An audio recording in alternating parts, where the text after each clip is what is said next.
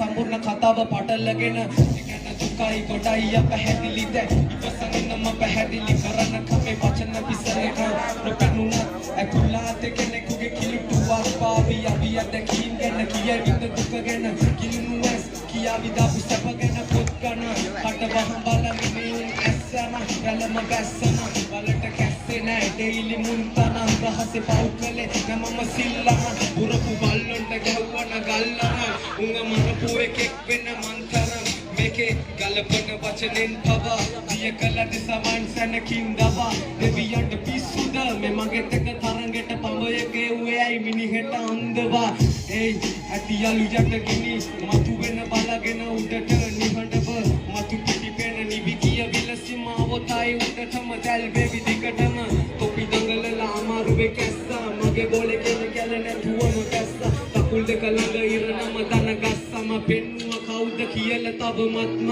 ජීවිතේ අරමුණු පාරා වලල්ලක් වගේ මව රැක්කා ස්ථිරමම දැක්කා සමහර කොල්ලෝ හින කුණු කොලේ වික්කා දුකයි මොන කරන්නද කාල කන්නේ හින්දා මේ රට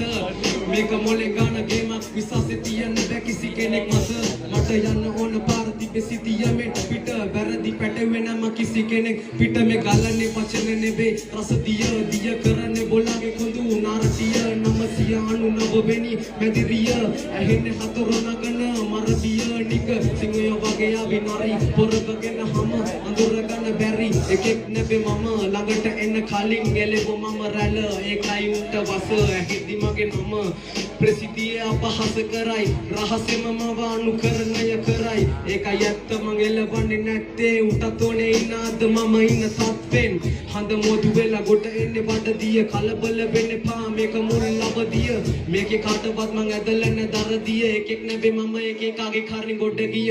ඒක නිසා අඹරන්නේ මම කාලඟවත් ඇවිදින්න බෑ උඹට මම යන පාරකවත් පැටලෙන්න තියෙන්නේ උඹට නම් ඕනෙකම කාය කියනනම් ඒක තනි කර මොඩකම මොලේ උපරිම ක්‍රියාකාරී තත්වේ මගේ වද සැප වෙඩි කෙලිම සුරාන්තේ කෙලබන උන්ට අවස්ථාවක් දුන්නා වදන්න ගිනියවි වැහෙන්නේ සුන්නා